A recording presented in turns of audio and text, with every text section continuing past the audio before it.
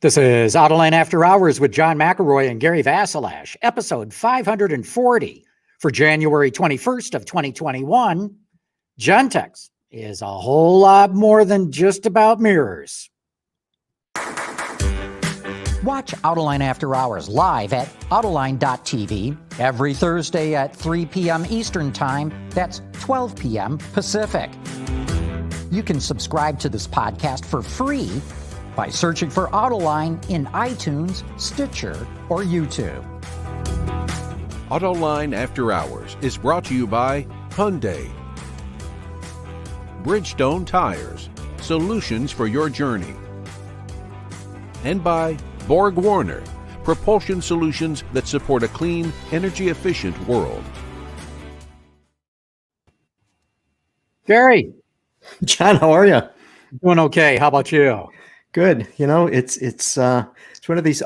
No matter how many times we're in sessions like this, there are always technical difficulties, which really are surprising to me. I mean, you think that at this point in time, doing the show or doing meetings, it would be seamless by now, but it's not.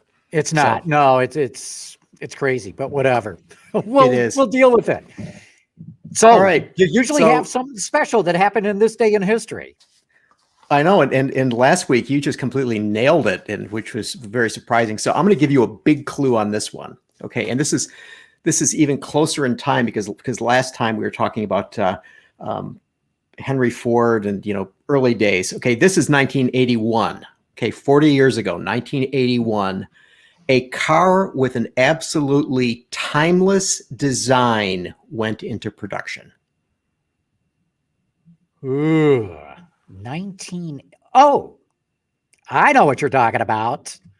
You're talking about the Back to the Future car. Wow. You're absolutely right. The DMC-12 went into production today. Wow. In a plant in Ireland. And it basically had a 1-year production run. About 9,000 of them were built, and then that was that. One of the most famous cars to go belly up. Indeed. And wasn't there a rumor that the dies had been like dumped in the Irish Sea? Yeah, exactly. That's what I heard. And I can't remember now the backdrop as to what that was all about, but the British government had given DeLorean a bunch of money to build the car. And I don't know, there was something that it got scrapped completely, totally, and they threw the dies in the ocean. Yeah, that's what I heard. Yeah, so very strange. There's another thing that maybe we'll talk about a little later on that happened in 1954, but that's a different subject. So let's bring in Lindsay. Lindsay Brooke, SAE Engineering. Hey, what are you doing? Hey, John and Gary, good to see you guys. Good to see you. How you been? I've been pretty good. Yeah. Weathering the lockdown. It never really, for us in media, it never really did anything. I mean, as long as you have a laptop and a phone, you just keep working. So it's busy. But Lindsay, what happened to your shaver? Oh, it was a Lucas shaver. I see. The electricals went. Yeah. Hey, well, great to have you on the show, and let's get right to our guest, Neil Boehm from Gentex. Neil, thanks. Hey, number one, it's great to see you again, and thanks for joining us on the show. Yeah, absolutely. Happy afternoon. Thanks for having me. Glad to be here. So, Neil, a lot of people don't know what Gentex is. I remember it as this little company on the west coast of Michigan that started making mirrors, and then the next thing I know, you guys have just about cornered the global market on rear view mirrors for cars. But today you're going way beyond just mirrors. And, we'll want to get into a lot of that in the next half hour here, but you're the head of R&D there. Tell us, were you trying to take this company from a research and development standpoint? Yeah, thank you. Yeah, it's been a great run for a company. 1974, started with smoke detectors. Mirrors evolved into a chassis of sorts for content and features in vehicles. So we start with electrochromics, dimmable devices, and then we start adding content. And the beautiful part about a mirror is every car's got one. So once you're in there, now it's expansion. Now it's easy to take it from a low trim level to a high trim level because it uses the same mirror mounting system. So Our goal is to continue to start with that low-end feature and then build on the content. And a good one would be our digital vision strategy on starting with a standard full display mirror product and then building content off of that to add more value. So Neil, explain to us what this full display mirror is. I mean, some of us are familiar with it, but I think a lot of people still, get in their car and they look in their mirror, and their mirror is a reflective device. And you guys have taken it beyond that. Yeah, great. I think we've got a quick video we can show on that. And what you'll see is, in order to make the product compliant around the world, you still need a reflective mirror surface. But what we've added is by having an additional camera in the rear of the vehicle that's focused just rearward outside. So it's either at the license plate area, it's on the shark fin antenna. By having that additional camera, when you flip that switch, you go to a completely digital view with that camera. So you get rid of any obstructions you might have with the mirror. So how many times you get in your car or a large SUV and you have a lot of packages or people in it, you can't see behind you. This gets rid of that issue. And Neil, interior mirrors and exterior mirrors have gone from, as Gary says, a basic flat piece of reflective glass to really mini sensor modules today with various types of sensors, with processors and so forth. Where is that going, both interior and exterior? Yeah, the interior side is a big chassis for all those electronics. We continue to look at it on how to, there's always a balance, right? You can only fit so much in that space. You can only have so much weight in that space. But, the fact is it's in the high center point of the vehicle. It's where the customer's looking all the time, the consumer, and it's an opportunity to add additional features and values. For example, this video is of a system we launched last April in the Japan market on the Toyota Harrier. It's a full display mirror with the addition of a DVR, a digital video recorder. So it records the video from the forward-facing and a rearward-facing camera that you can then pull down for. Maybe it's insurance purposes. Maybe it's just, trying to identify who was at fault in a situation. So the mirror as a physical location is going to continue to add more and more processing power, but it's also trying to make sure that it's a consumer-facing feature that, the OEM can get some value from. Is it going to keep getting bigger and bigger, Neil? I mean, already these modules in the upper center of the windscreen are getting pretty big. Yeah. No, there's a limit. There's a physical limit due to the mass, but there's also a size constraint when you think about between driver and passenger visor, forward visibility. There's always those constraints, and that's, the part that we love is, electronics continue to get smaller. You continue to get more processing power in smaller devices. It's finding that right balance between value content that the consumer truly appreciates and that the visible location of the mirror is the right place. And, where else would you locate it if if we had too much content, the mirror would continue to fall down, and that's not a good option. So Neil, what everybody wants to know is the outside rear view mirrors. When can we get rid of them and go to cameras? And, lots of benefits. First, visually. Second, aerodynamics. Third, wind noise. And all elements that are ever more critical with electric cars. I know there's regulations on that, and it varies around the world. Well, what are you hearing? When can we get rid of those mirrors?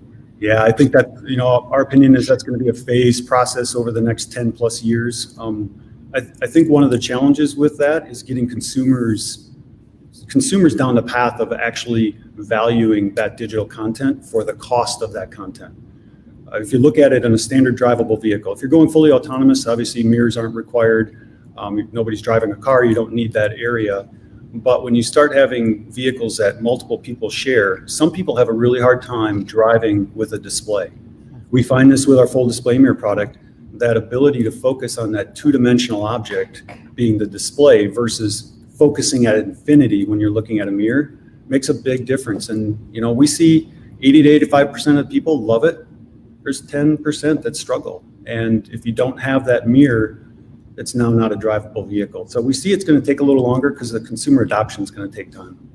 So it's not a technical challenge, it's an ergonomic challenge in some regards with people, getting the familiarity with knowing to look into the center stack versus looking to the side for a side view mirror. Yeah, and even some of the regulations, this you wouldn't look in the center stack for the driver's side. It'd be center or left of the driver where the display would be positioned. It's that focal point of your eyes being able to focus on the display and actually being able to make decisions on it. I think it's ergonomic from that perspective. I think the other side is there's still a cost advantage of a standard piece of glass on that outside mirror. There's still a significant delta, and I think that's going to take some time to get those prices down, costs down, I should say, to the point where an OEM is going to want to broad scale that for the consumer. You know, I'm one of those people that has a hard time with the video display versus the reflection in the mirror. Because to your point, your focal point is right on the surface of the video screen, whereas with a mirror, your focal point is way behind you. Is there anything that you can do to massage it and trick the eye so that, you don't get that disconnect? Yeah, and there's different technologies around that. Part of that is what we look at when we talk about future of full display mirror. Today it's a standard display. We add content and features and overlays and different items to it to add greater value. That's what you're asking, John, is the question about what's 5 and 10 years from now. How do you make that something where a person's looking at it and it feels like they're still looking in a mirror? They don't get that 2D focus. And one of the other things I was going to mention is we talked about full display mirror. We talked about full camera monitoring systems, which is removing mirrors completely and putting cameras there. We've also demonstrated a hybrid version where you reduce the size of the outside mirror, take it down to a smaller piece of glass, still make it compliant, and then you also put a digital component with it. So if the consumer wants a camera behind glass with a digital display, they can buy that. If they want just a standard mirror, that's available. You can have that combination. We call it a hybrid CMS, where you're bringing standard vision, standard mirrors in combination with the digital. Neil, one area that you guys have been really, I'd say, in the vanguard on is occupant detection and transitioning into really trying to protect occupants from these contagions that are in not only human-driven vehicles and public transportation, but also autonomous vehicles in the future. And you mentioned smoke detection as kind of a core pillar of Gentex. Where is that going? There's some really interesting work you've been doing with Mayo Clinic and with sensors and so forth. And it looks to be a real growth area for the future. Yeah, we see the sensing, I think in general, sensing is a big category. And when we talk about what sensing looks like for us, when you talk about an interior of a vehicle, think about a robo car, a robo taxi. There's nobody in it to monitor what the occupants are doing. So if somebody gets in a vehicle and starts to smoke or vape and they're not supposed to, how does the fleet operator know? So we actually have developed and are going to be building and shipping for Zoox actually, an opportunity with a smoke detector in the HVAC system. And what that's going to do is it's going to sense when there's smoke or vape in the vehicle, in the robo, and it's going to send a message to the actual vehicle architecture itself, and that'll alert the fleet owner that somebody who's ever in the vehicle at that time is smoking or vaping. So then they can notify them and charge them cleaning fees if that's the appropriate thing on how they want to manage it.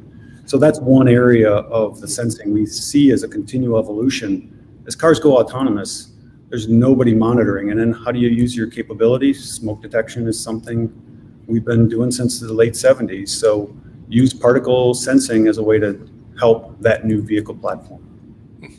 Are you also looking at cameras in terms of being able to monitor what's going on in the vehicle, whether it's an autonomous vehicle or, say, a driver becoming drowsy or distracted? Yeah, and one of the things we try to do, it's more of a strategy of a company. We try not to chase what everybody chases. And so when you talk about driver monitoring as an example, there's a current industry that's driving to a camera positioned right in front of the steering wheel. But what you'll see in this video is we also utilize the mirror as another platform where we can put the camera and the infrared emitters behind the glass, and then also provides some basic information on driver monitoring, but also is in a position where it can look interior to the cabin and provide additional information on what's going on inside the vehicle. So we see that as a kind of as a starting point for in-cabin sensing for us, and then that's going to expand into additional features and content. one of the items you see here is taking, once you get that camera in place, is the ability of using that camera now to do selfies. You'd be amazed at the number of requests for selfie camera behind the glass, or now with all of us working from home or doing some form of remote work, having the ability to do Skype or Zoom from your car and actually have a camera built into the vehicle. That's a very, very common request these days. And Gentex clearly is becoming a tech company with all these technology inputs, really.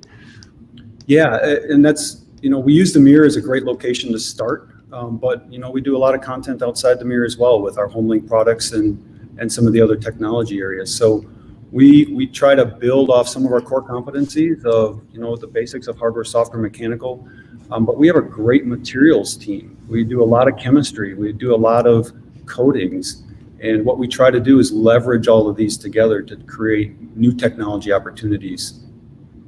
Hey, we got to take a quick commercial break right here. We're going to jump off and give a shout out to our friends at Hyundai, and then come back and talk more with Neil. Where is the car key? I don't understand. Which hole has the car key in it? Come on, I don't want to be late to this. You're killing me, man. The all-new Elantra with Hyundai Digital Key.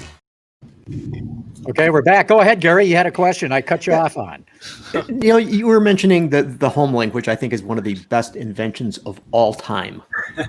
Everything in the world, the HomeLink is the best. But anyway, so I mean, one of the things that you guys are working on is vehicle to infrastructure communication. Can you tell us what you guys are up to in that space? That, I mean, well beyond one's garage. Yeah, absolutely. I mean, HomeLink, we classify that as the vehicle to home infrastructure, right? Via car to home. The next step was integrated toll module. And that was something that we launched a little over a year ago with Audi, and they're rolling across their lineup here in North America. What that is it's, if you go across the US, there's about 5 different tolling protocols, and you can't drive from one to the other and have your toll tag be accepted. So what we've done is kind of like HomeLink, where it's universal. We've worked to develop this universal system that can go anywhere in the country. Now there's different tolling agencies that you work with and put different plans together, but that is our first step at the transactional side of a vehicle, where you're going car to infrastructure. So the toll tag allows for that. The next step, what we've done, just like with some of our other technologies, is then build off of that baseline by adding a relationship with a company called Pay by Car. Pay by Car is a small company on the East Coast. Right now, they've got 7 gas stations that are set up to where if you have a toll system and you pull in, it recognizes your toll tag and sends you a text and says, hey, which pump do you want to fill up at? You hit the pump number 6, you pull up, it opens the pump up, you fill up, it transacts for you through your tolling system, and you leave. So that's another layer that we're adding on. And then recently we also announced right during CES about a relationship with a company called Simple Night. And Simple Night is a little more, it's hardware agnostic. It's more of a back end or an aggregator of e-commerce services. And what we've done with them is build a relationship to include those services in our HomeLink Connect app, which now people can make reservations, any of those e-services that you're looking for. Geez, Neil, you keep going like this, the whole car is going to be in the mirror. Well, hey, if we could make it a little bigger, I'm not sure about everything. Yeah. Hey, another thing that you guys showed a year ago at CES is UVC, ultraviolet light C, for sterilizing operating rooms. Yeah. And now with COVID gone crazy, I got to believe that automakers are asking you, how can you incorporate UVC into everything that you're doing to clean cars, whether they're taxis or ride hailing or even individual units. Right. Yeah. And you're seeing the video of our operating room setup that we had at CES last year. There's obviously with COVID, there's a significant amount of interest in doing alternate cleaning methods and cleaning systems. We're working in those spaces. We don't create the UV sources ourselves. So it's more of how can we add value versus others that are already getting in there as well. One of the other items we are working on is also the ability to do sensing in that. Beyond just the smoke sensing, we announced a little over a week ago a company that we purchased last year called VaporSense, nanofiber sensing product that can sense chemicals, or maybe at some point there's a lot of work to be done. It can start sensing different bacteria or different contaminants that you don't want in a vehicle, and help to set up a purification process. Are there, speaking of what you're hitting on now, is there opportunity in, say, public transportation and aircraft as well for this kind of technology? Yeah, this is what's really fascinating about the nanofiber sensing is it's set up in an array-based system that allows you to detect multiple compounds, and it can go everywhere from ammonium nitrite to formaldehyde to other chemical warfare agents to standard devices, or standard chemicals. So we're really excited about it. It's got a long ways to go from a research technology to actually be deployable in some of these situations. Like here, we've shown it as a demonstration going into an aircraft. We've got a few years of development to get it commercialized, but super excited about it. Really believe it's got some great opportunities and across multiple verticals, not just automotive. Wow. So what would be the application in a car for something like that? If you go back to the robocar example, there's one way to determine something may have been left behind, which would be use a camera-based system and say, hey, there's an object that's been left in the seat. Another way would be a combination, would be to add a sensor that can sense something that's been left behind. And there's a lot of situations and use cases for it, but think about somebody who leaves an explosive in a robo, or chemical in a robo that shouldn't be in there, that if it spills, creates contamination, the next occupants could have some health concerns with it. The ability to flag that or sense it and then notify so that vehicle goes back for service or gets quarantined of sorts would be a pretty good use case. Neil, we just saw a little bit of a clip of a guy sitting in an airplane swiping the windows so that it goes opaque. That's got to be coming right out of all your experience with glass and how you treat it and all that. You showed the application, or we just saw the application in an airplane, which makes sense. Then you don't have to put in shades and all that. What about cars? I mean, this would be perfect, especially for these all glass roofs that we're starting to see appear. Yeah, absolutely. We think the market of state changing, not necessarily going completely dark or just opaque, but combinations of the different state changes of the glass itself is going to be a big area over the next 10 plus years. Obviously today the costs of doing some of these systems are really high, so they're typically relegated to high-end vehicles. But over the next 10 years, we see that price and efficiencies of doing those developments continue to drive that cost down. And for us, we're darkening people, right? We're EC mirror guys, we're ECW or EC windows, electrochromic windows for aerospace today. We know how to make that technology robust and durable in aerospace and automotive. It's translating that now into larger components, much bigger scale, which we're really excited about. We've, unfortunately, CES being virtual this year, it's hard to show that, but for the last couple of years, we've been showing that progression from a concept to actually integrated in vehicles and demonstrating in a CTSV, a dimmable sunroof using our core technology. So Neil, how many different sensors, we're talking sensors here, it seems like there's many different types of sensors that are going to be just in the cabins of vehicles today and going forward. Is Gentex going to be a sensor developer? I believe we're going to be a component in that sensing-based system. So maybe you don't know this about us as a company.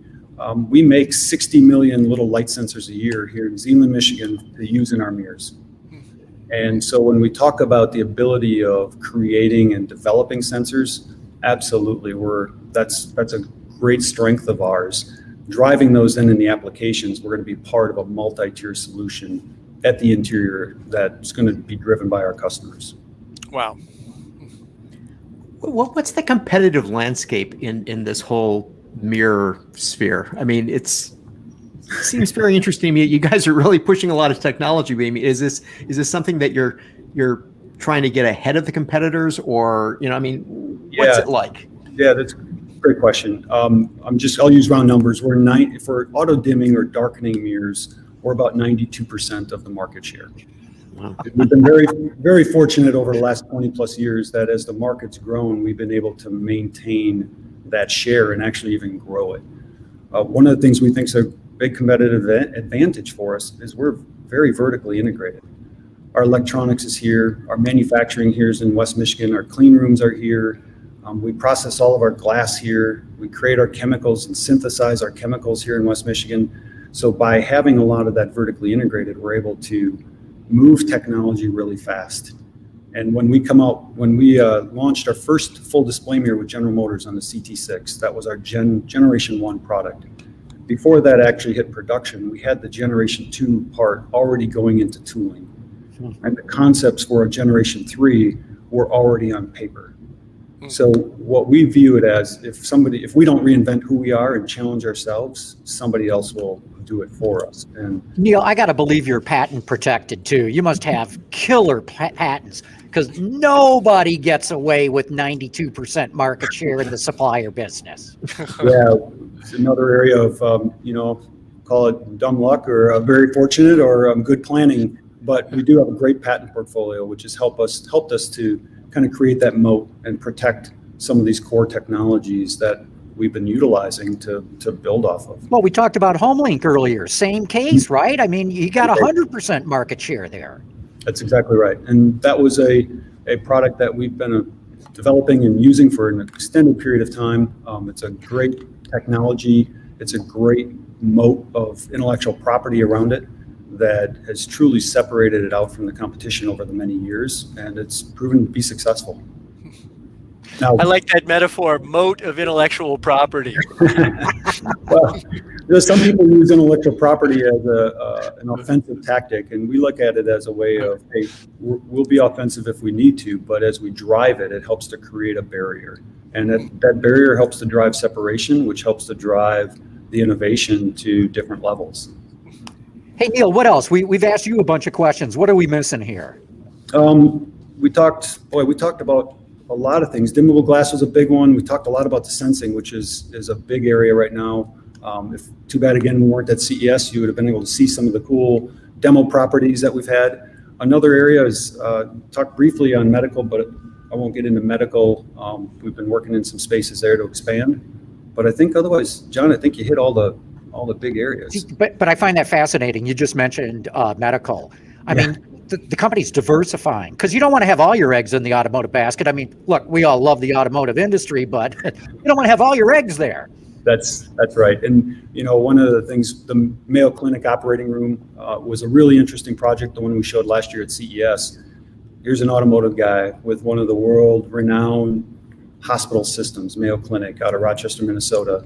And we were able to build a relationship because we're not in industry. And through that relationship, they challenge on what's the operating room of the future. So we use our high beam control algorithms for controlling light and start developing what we think it could be, not being constrained by what has already existed. And it changed their way of thinking. Last 2 weeks ago, we announced a relationship with a company, or actually it's about a month and a half ago, called Retispec. Here's a small company out of Toronto. They're working on finding an early biomarker in the eye for Alzheimer's.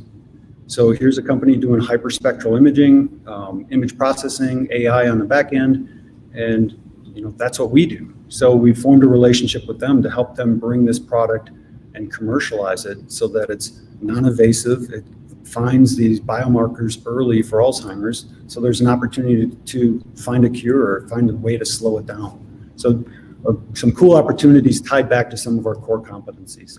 Neil, but what is it about your company that allows people to think like, oh, maybe there's a medical application, maybe there's an aerospace application, maybe there's an application, who knows where? I mean, business is business, and people tend to concentrate on what they know. You guys are clearly saying, we can't do that. Yeah, we're a little strange in many ways, but the thing that we love to do is we love to focus on the technology itself. So what are you really good at? And when we constrain ourselves, it's about our cores. It's cameras, image processing, software. We're great manufacturing. How do we do that? We're great in chemistry and other materials. How do we expand on the material sciences of what's needed for a car of the future or the operating room of the future? So we try to focus in regards to a technology, and then the verticals follow. It's not how many verticals. It's here's a tech that can go across all of them. Now prioritize those verticals so that you don't get too diluted by chasing everything. Well, it's real impressive what you guys are doing. I mean, like I said, I remember this little company out on the west side of the state, and all they No, did it's was like make Silicon mirrors. Valley in Holland, Michigan, really. Yeah. That's great. Neil, Thank you. we're going to have to wrap this up, this segment, but thanks so much for coming on the show. Very, very interesting what you guys are doing. Thanks, Neil. Yes, Okay, thank you, Neil. yeah, great seeing you. Take care. Thanks. Okay, we're going to take a quick break, give a shout out to our good friends at Borg Warner, and we'll be back to talk about more things in the industry. The world is changing at an ever-increasing pace. No matter what the mode of transportation, there is always the need for an efficient propulsion system. And that's exactly what Borg Warner has been doing since the earliest days of the automotive industry. We create innovative mobility technologies that reduce energy consumption and emissions while improving performance. Our proven track record has made us an industry leader in forward-looking propulsion solutions for combustion, hybrid, and electric vehicles. Okay, we're back. I find Gentex fascinating. I mean, to see, I remember them way back when, and to see what they're into today, I never would have seen that coming. Well, I think the three of us remember Prince Corp, out there in Holland. And really, that was kind of the genesis of this, wasn't it? I'm trying to remember how that So went. I think Prince was doing the interior trim, and they were just the early version of JCI was also involved out there. And, But I thought HomeLink came from Prince. Yeah, you're right, Lindsay. It did come from Prince. Yeah. And then, wait, there was another mirror company out there, too, that Magna now owns, and I'm blanking out on the name. In any case, I don't know what it is about the west side of Michigan, but Neil answered your question. Donnelly. Donnelly. That's Donnelly. Right. Right. Thank you, Neil. Yeah. Right. But it's amazing, and those two went at each other hammer and tongue. I mean, suing each other back and forth. I'm talking years, a couple of decades ago. And then they declared a truce, and they're both doing pretty well right now. What I find to be absolutely fascinating is the fact of the focus that company has on the future. And, in looking at its portfolio and saying, well, maybe it'll be something different as we go forward, which brings me back to something that happened today in 1954. Anybody? Come on, Lindsay. 54. In the automotive industry. In the automotive industry. I can't even begin to guess. In the global automotive industry. Well, domestic automotive industry. Oh, domestic automotive. Okay, so that helps a lot. How about a hint? John has been like on this roll. I don't want to give any more hints. I mean, it's just like it's frightening. 1954. So I'm drawing a blank. All right. It happened in New York. Oh, Motorama. Exactly. General Motors Motorama. Which was like the auto show of auto shows, but only GM stuff. Right. And I mean, it's legendary what GM did with this stuff. And I mean, it created a sensation across the country, even the world. So here's my question to you guys. So why is it that things like the Motorama no longer exist, especially nowadays when the OEMs are all trying to position themselves as advanced technology companies? You mean a physical, got to take the family to event? Were it not for COVID and people are not going to go to events. So let's put COVID to the side, right? Yeah. But I mean, as John said, okay, so it's a celebration of innovation, automotive technology, new products. They at the 1 in 54, they introduced the XP21 Firebird. They're turbine powered, fiberglass car of the future. I mean, to really excite the public and say, we're not a 20th century company anymore. We're advancing into the future. I mean, it seems to me that these guys are really missing a bet. I totally agree, Gary. And I think it's doable today with things like augmented reality, 3D goggles and the like. There should be much more experiential kind of activities going on at anything. Get a ride in an autonomous car, get a ride in a VTOL, start to experience these things, because I I think if you brought out the Motorama today, it'd be a snooze fest. You might have some concept cars that people would drool over, but the world has moved on from 1954. And so you've got to incorporate the kind of technology that make people go, wow, and go tell all their friends, you got to go see this stuff. Right. So, I mean, in 1954, you roll out Arthur Godfrey and people are like, ooh, this is really something special. But yeah, you make it contemporary. But again, I get back to this question of, okay, if Ford and Stellantis and General Motors and Toyota and Honda and so on are now positioning themselves as being technology companies, why aren't they demonstrating it to regular folks? Well, they're starting to get there. If you saw Mary Barra's latest reveal of all the stuff that they're doing for CES, that was a great video. There was a lot of stuff to sink your teeth into. There was more of the gee whiz stuff that you're talking about, although you're sitting at home watching it on a screen, not as interactive. I'd like to see it, but you can't do that right now. But that's the next step is, this full multimedia presentation. And if you can combine that with experiential kinds of things, that's where you've got the winner.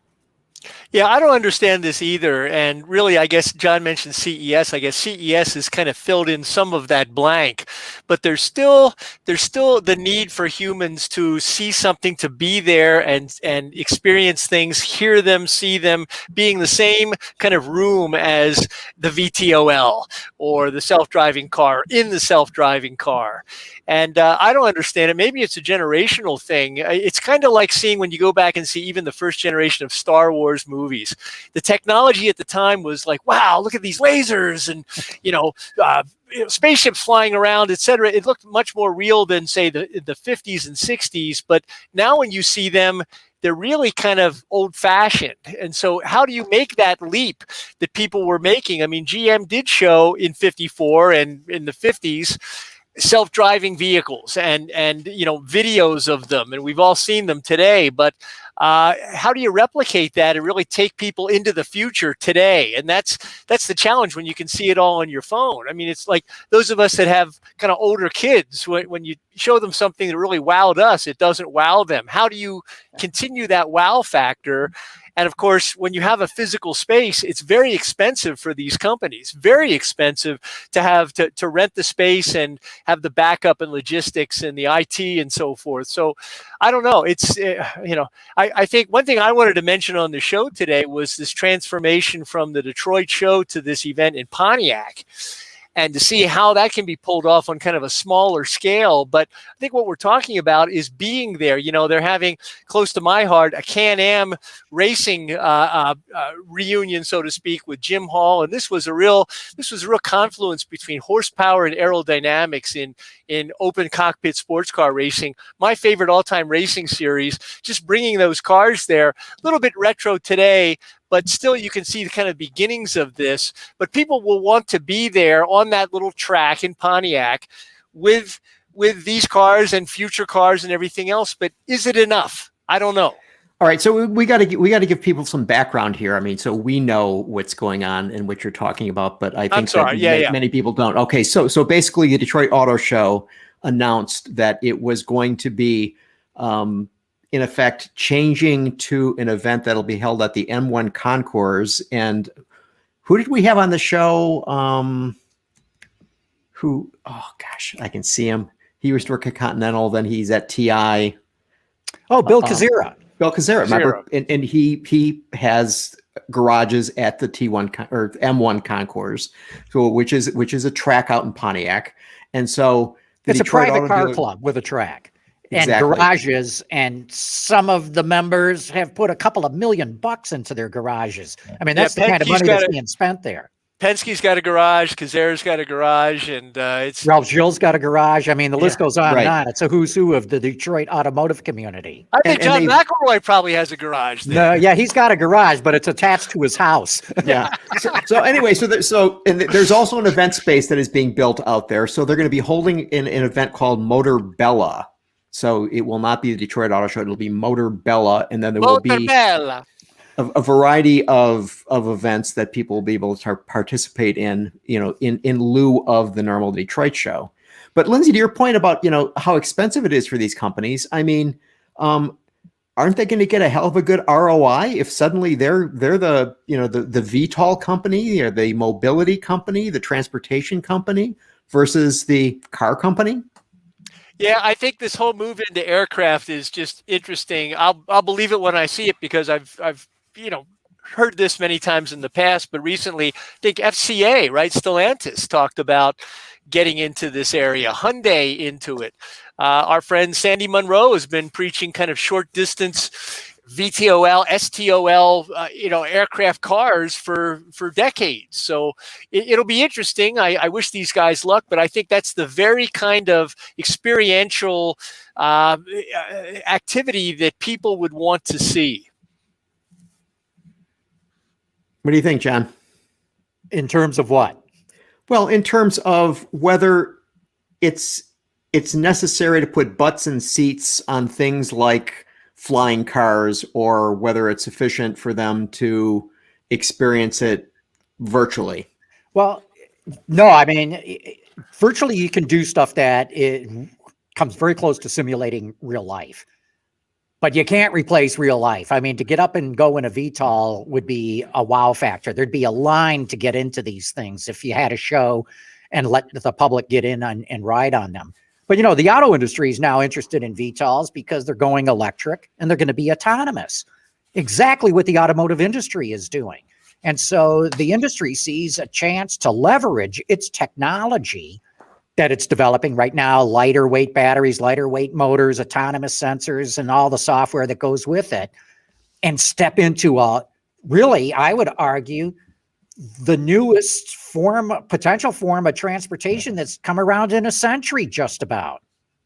Can you imagine the Ford folks sitting around when they were contemplating the tri-motor saying the same things, basically, And they were, I mean, because as you know, Lindsay, you're a student of the industry. If you go back to the teens, the 20s, the 30s, there was a direct connection between the airplane companies and the automotive companies. Right. They shared so much, especially when it came to the motors. There was so much technology that crossed both industries. Then the jet engine came around in the 1950s, and the two diverged completely. And the auto industry didn't even do anything with the helicopter industry. But now once you get to VTOLs, which are using electric motors and are going to be autonomous, we're seeing the convergence happen. So basically what you're saying is that the auto companies were once truly mobility companies, then they let that slip. Now they're trying to get it back again. Yeah, no, that's absolutely right, Gary. I mean, look at General Motors that even made trains and buses, and, Ford having the tri-motor, and they saw themselves more as mobility companies, but as the technologies diverged, they dropped out of that. And now that there's a convergence of technology, they're jumping back in. Well, do you two guys think that for Autoline viewers that really kind of is the era of the major metropolitan auto show over? No, I don't think so. I think our viewers are still interested in auto shows. I really do. And auto shows have got to figure out how to reinvent themselves. Cars on a carpet isn't going to bring in the throngs like it used to in the past. You got to get back to, what I'm talking about here is experiential activities. Make it fun. Make it cool. I mean, it still is for a lot of families. They love to go down to the auto show, but it's the demographics are skewing older. Unless they change that, they're going to die. Well, and John, you had a great idea recently about actually taking orders at auto shows.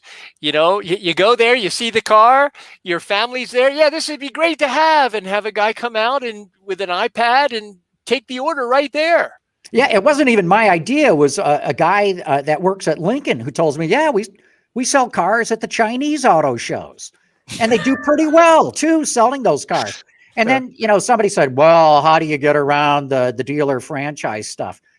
The dealers put on the show. I mean, if they can't figure out how to sell cars at their own shows, shame on them. Right. No, I think that's a great idea. All right, so let's move on to some news that's happened. Well, you know what? Hold that, Gary, because we got one more commercial right. break to take. Let's do that and then get into the news of the week. And so a shout out to our great friends at Bridgestone.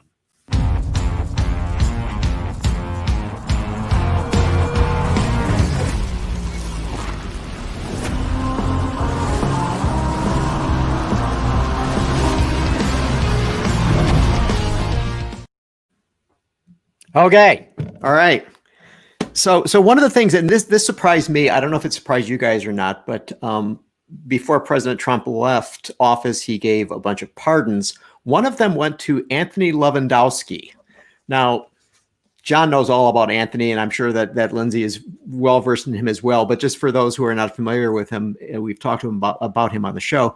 So he worked at Google self-driving cars, pre-Waymo Google self-driving cars, and he quit in 2016 and started his own self-driving car company called OTTO. That was bought months later by Uber for $680 million. So Waymo, now Google self-driving cars becomes Waymo, sues Levandowski and claims that he had stolen 14,000 files about LiDAR systems. Okay. So went to court. Levandowski was charged 18 months in prison, or sentenced to 18 months in prison. He didn't serve any time because when he was convicted, COVID started, and they said, well, we'll wait until COVID's over before you can serve your jail time.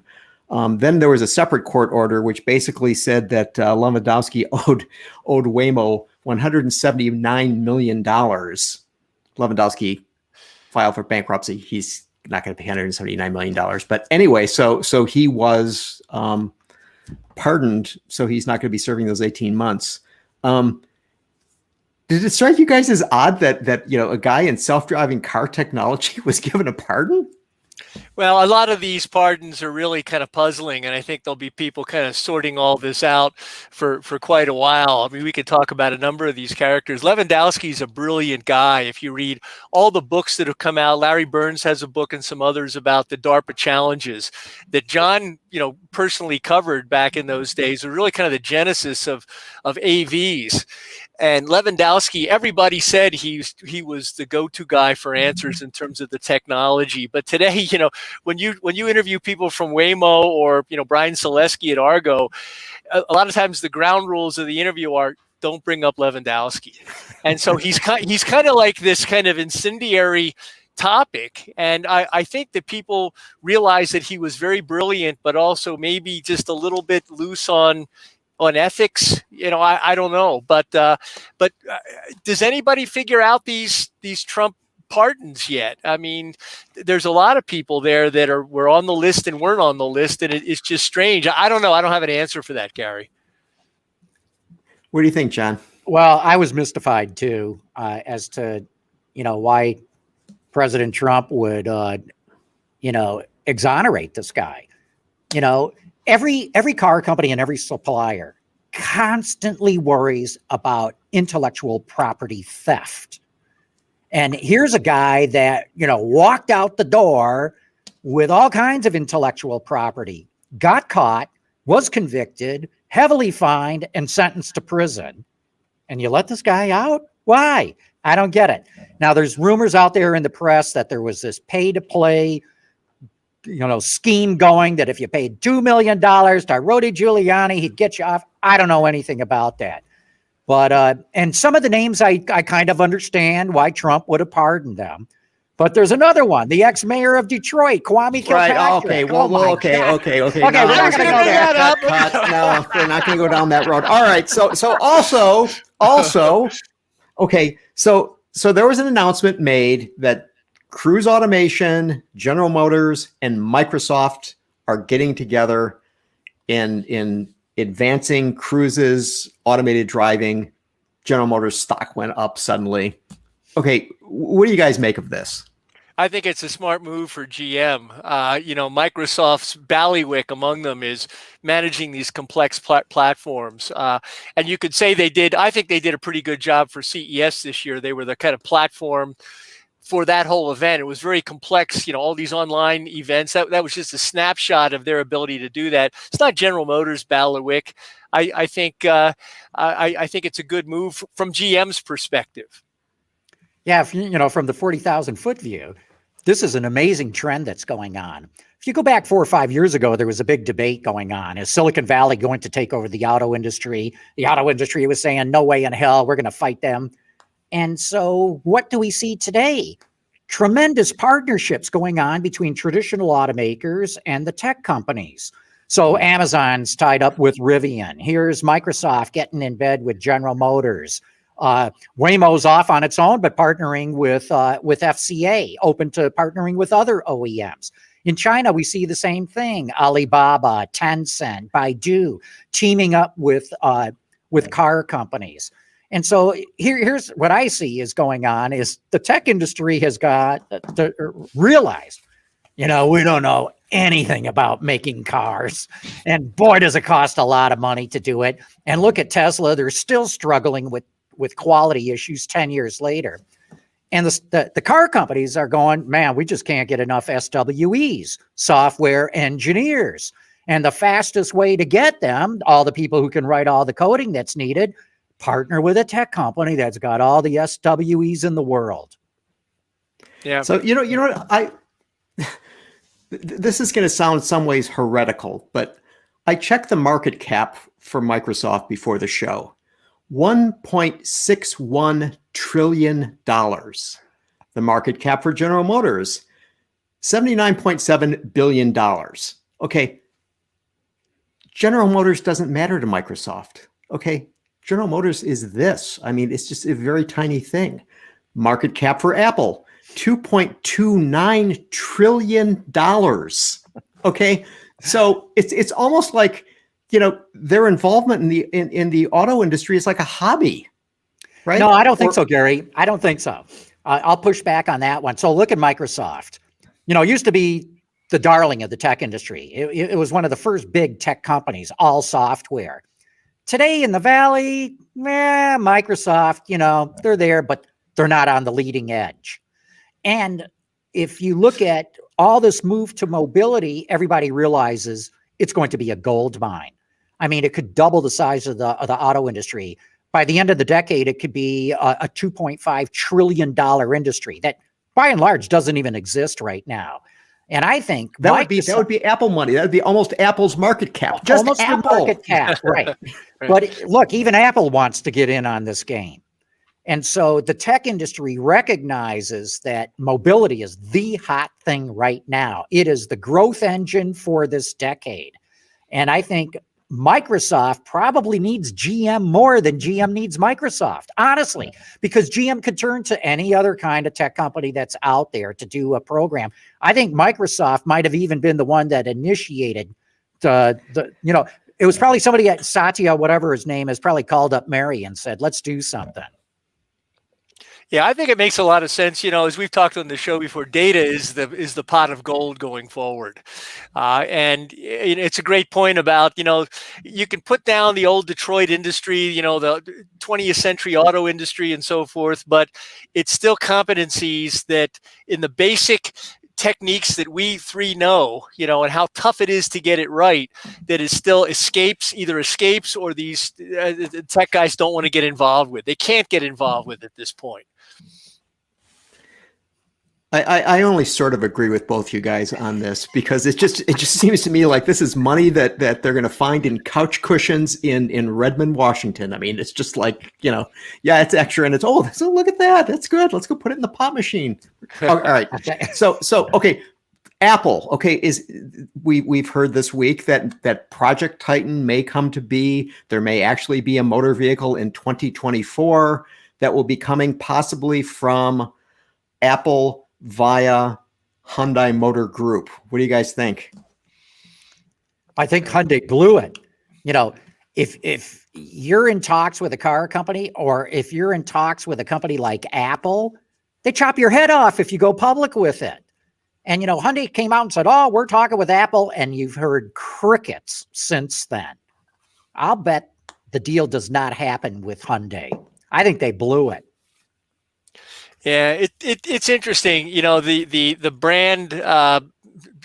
brand esteem that Apple has. Hyundai's got its own, but I mean, worldwide, what Apple's got, and I think John's right. I think they kind of just jumped the gun on this one. So, Lindsay, you mentioned earlier that making cars is hard, and it takes a lot of expertise. So, where does a tech company go? I mean, who's going to build the cars for them? Well, is the model for the future for these startups and tech companies? Is it Magna? I mean, everybody always uses that example. Magna in Germany, be able to build Saabs and everything else. Porsches on the same, in the same plant on different lines. And when you look at the cost of an assembly plant, it all comes down to really, the tax dollars that plant can drive for a local community and what the tax abatements are going to be from the local government to get them there, and the politicians to be able to say how many people they employ there. And there's already a bunch of plants in the industry that could end up kind of going out of business from electrification or just other reasons, global platforms going forward, that it's really up to the incumbent industry to provide the brick and mortar and the square space and the know-how for these companies. As John said, somebody's got to build the chassis and the structure and get it crash tested and build the suspension systems and screw the wheels on, and that's the industry. Yeah, I'd agree with you, Lindsay. There, I think Magna or contract manufacturing is going to become ever more popular. And, look, Apple really doesn't make much of anything. Foxconn makes just about everything for them. Even Foxconn has showed off its own skateboard. And, I don't think it's going to go with Apple because it's got too many eggs in the Apple basket, and Apple's got too many eggs in the Foxconn basket. I think Apple's going to look for somebody else. Maybe I'm wrong. Maybe they will go with Hyundai. But I think that contract manufacturing is going to look pretty good. And remember, nobody talks about Valmet anymore, in Finland.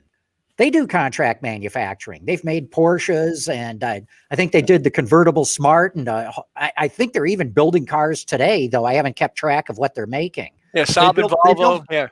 They built Fiskars.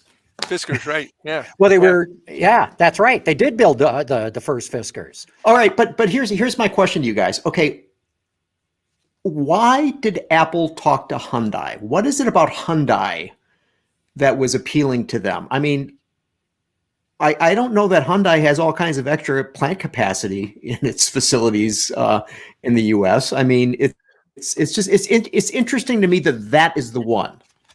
I think they're an up and coming OEM. They've kind of come from almost nowhere into they do hydrogen fuel cells, they do electrics, they do hybrids.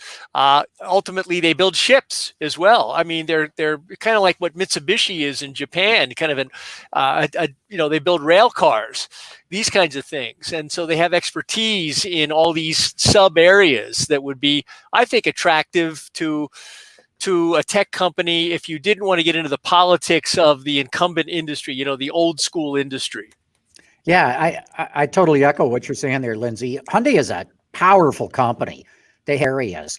And, look at their chairman. He's very aggressive in wanting to push the company into new areas of technology. Hence their announcement that they're getting into VTOLs, for example. And so, for them to team up with Apple, wow, what a combination that would be. So I think they'd love to see it happen. Like I said, though, I think they got out ahead of their skis and they blabbed that they were talking to Apple, which I'm told can be the kiss of death of doing business with Apple.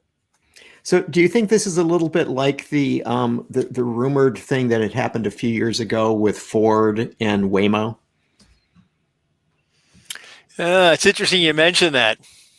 What I heard, and I'm hearing it third hand. It's not like they call me up and say, here's why the deal broke down. But what I'm told is Ford said, we want all the access to the data, and you really don't get any. And Waymo was like, no, it's the other way around. We get the data, and you can have the technology. And that's, I mean, I was at CES and Mark Fields was supposed to get up on stage and announce the deal, and it didn't happen. It broke down the night before or that very morning. Yeah, just to your viewers, that was an interesting kind of interruption that everyone came to that enormous press conference thinking they were going to hear this news. And it reminded me of that scene in The Sound of Music where, the Trapp family is not there at the presentation. They say, and the Von Trapps, and the Trapp family, and the Von Trapps, and where are they? And it was kind of that way. You're going to start singing now, Lindsay? Yeah. The hills are alive. All right. So one more topic, another thing that has, we've been talking, through the entire show, from the top of the show to this very moment, we've been talking about high technology. What has happened? The availability of microprocessors has, or I should say, the lack of availability of microprocessors has been shutting down factories around the world because the chip makers are supplying the consumer electronics companies rather than the car companies, because when COVID hit, car manufacturing went down. These chip makers are saying, hey, we got to put them somewhere. And all these people are buying, new PlayStations. They're going there. So is there an over-reliance on chip manufacturing as the industry goes forward, or is something you have to change significantly? Yeah, I've got, tomorrow I've got an interview with a guy both of you guys know at an OEM and in product development, and I'm going to ask him this question. And it's an interesting one because, obviously you've got to have this stuff when the job comes up on the assembly line. You've got to have all the parts for it there. And so if I was VP of product development, I'd want some answers for this. I'm not sure that those answers are forthcoming, but there is a pull between consumer electronics and transportation right now that this stuff's got to be there. Yeah, but look what drove it. It was COVID. Look, you're right, Gary. The industry shut down, in the US for about 8 weeks. As soon as they started shutting down, and it looked like the end of the world, right? That we didn't know what was going to happen. They canceled their orders. Well, the chip makers were no longer contractually bound to fulfill those orders. They turned to another market. But we've seen this happen before. Remember when the tsunami hit Japan? It shut down a couple of critical elements. In fact, one that stood out at the time was paint pigment. There's this company in Japan that makes very specific pigments that just about everyone else in the world uses, and boom, that was shut down. And so there was a little bit more redundancy built back into the system. I remember years ago, I was in Japan taking a tour of a Toyota plant, and we were going through the shipping and receiving area. And I come across all these crates stacked to the ceiling, and I'm thinking, what the hell's going on here? You're the just-in-time masters. You invented just-in-time. And I asked the guy, what's all this inventory doing here? He goes, oh, McElroy-san, that's in case of an earthquake. And so even the masters of just-in-time had a buffer. And I think that the industry is going to look to having more buffers. Not a lot, because buffers cost money. But I will point this out. Gary, you're right. Just about every car company in the world has been affected, except for General Motors. I haven't seen one word of GM being affected by this. So I talked to one of my buddies in the supplier industry. He's the CEO of a supplier, and he goes, they're amazing. He says they have been, their planning of how to deal with this, their communication with the supplier industry, and they've allocated all the chips that they've got to their highest profit models. So right now, GM's got 5 plants making full-size pickups and full-size SUVs running flat out on overtime. Everybody else is shutting down. They're running overtime. Tesla, too, has not been affected, but, its manufacturing volumes are so much smaller than everybody else. And they have a different way of designing their electronic architecture. I don't think they need as many of these chips.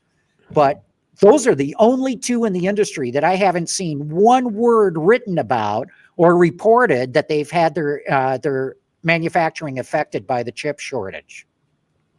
Well, you guys realize what we're talking about here per the earlier interview with Neil Beam from Gentex, that if somebody snapped their fingers and Gentex went away, there's no mirrors. But I think it's a great point. I mean, 8%. Yeah, 8%. Right. But at what point does a global automaker have to consider this for how you get capacity if it is from one source? How you get capacity to have that buffer that you're talking about, or make sure that there's no interruption. They study this all the time, and they've got contingency plans. Remember, 2 years ago or so, there was a plant making components in Michigan that burned down. It was making magnesium parts. And, when magnesium catches fire, run for the hills, Hindenburg. Yeah, right. It's so anyway, Meridian. Yeah. And Ford was really caught out on this. It happens. You have to learn how to deal with it. You have to have plans. They got that plant up and running again very, very quickly. A tornado goes through a plant. That's not, a common occurrence, but it happens. A snowstorm shuts down, the interstate, 4 states around you. You got to learn how to deal with it. It's just part of the cost of doing business. And automakers, their purchasing is so precise, so intense. They review the financials of all their suppliers. In many cases, because they're dealing with smaller suppliers, sometimes the OEMs know the financials of their suppliers better than the supplier itself knows its financials. And they'll go in and warn them. They'll send SWAT teams into plants if there's a quality or a productivity issue. And if need be, automakers will help find financing to get suppliers back on a financial footing again. I mean, that's the complexity of this industry. It's not okay, but here's the thing, John, and this is why I think it's a little bit different. Is because the chip suppliers that decided that they would go with consumer electronics manufacturer rather than automotive manufacturer. I mean, there are a hell of a lot more of these things being made like right now than there are cars, trucks, SUVs, and in everything, right? And what my question fundamentally is here we have the auto industry going into what is new territory for them. Okay, so it's one thing for a magnesium casting company to have a problem. It's another thing when your supplier that's supplying chips to Samsung and Apple and Sony and on and on and on and on, and getting top dollar for it, by the way, because I'm sure that those consumer electronics companies are not quite as demanding of their suppliers, that they're suddenly saying, okay, we're putting more of this technology into vehicles, we're putting more technology in head units, we're putting more technology everywhere, which depends on chips. Not chips that are being made by companies like Bosch, which are very automotive specific. Right. These are chips that are being used widely, and suddenly are the car companies are left. How are we going to get these things? I mean, I think that they're going to be going into a situation where they may find themselves not understanding how this works. Now, it's an interesting dilemma, Gary. What do you think they're going to do? I don't know. I think they're going to have to deal with those companies differently, which goes back to what you were saying about the rumor that you'd heard about how, Waymo said, no, this is ours. Thanks, Ford. But you know what? Now, from the point of view, if you're looking at this from the point of view of an automaker, you're just like, wow, Waymo, this would be the most fantastic thing on earth to be able to have them working with us, right? And Waymo's like, maybe not. Yeah. Next. I mean, FCA, come on over. Yeah. I mean, so it becomes, it's a whole different dynamic. So it isn't just merely the technological shift that's going on, but it's also the relational shift that will be going on with companies as they begin to deal with, and you were mentioning all those companies in China, right? These are all tech data companies. They don't make stuff, but they have, this deep knowledge. They have those software engineers that you said that people need. So the auto companies are basically going to be coming, as maybe hat in hand almost, as it were, to get them to work with them. Maybe I exaggerate. No, you're onto something here. I mean, they've got to learn how to deal with it because, it's COVID now. It could be something else, down the road. And I don't know, would the industry band together and say, we need to pick a couple of suppliers in different regions and make sure that they're dedicated to just the automotive industry. And let's pool our resources and commit to a 5-year buy, a 10-year buy or whatever, so that they can get the financing to go build these horrifically expensive, silicon foundries. Sure.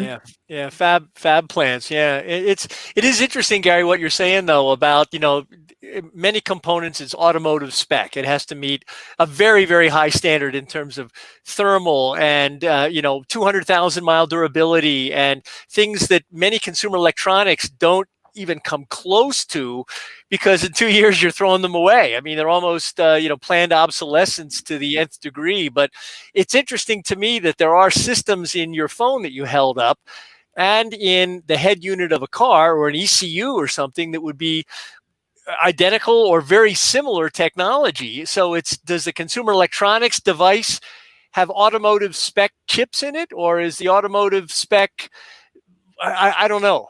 But it's interesting that you've got these two things here that in the past, an old TV in the old era wouldn't have anything close to automotive capability inside of it, but it does now.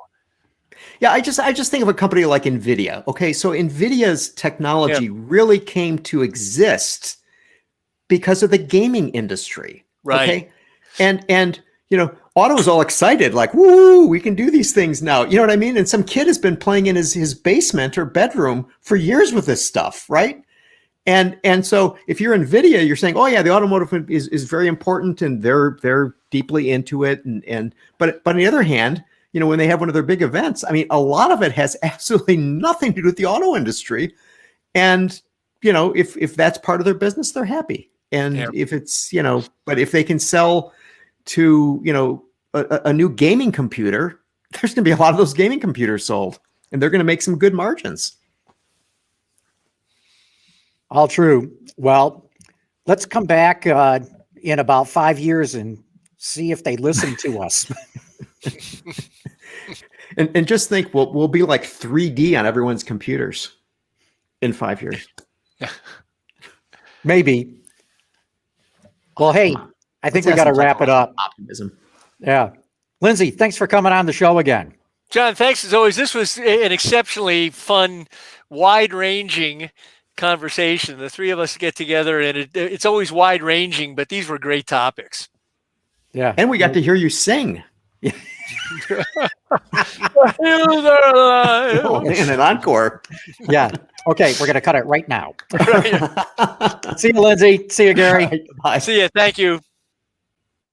Autoline After Hours is brought to you by Hyundai, Bridgestone Tires, solutions for your journey, and by Borg Warner, propulsion solutions that support a clean, energy-efficient world. Visit our website, Autoline.tv, where you can watch us live Thursday afternoons. Get your daily fix with Autoline Daily and in-depth analysis and interviews with Autoline This Week. There's all that and much more at Autoline.tv.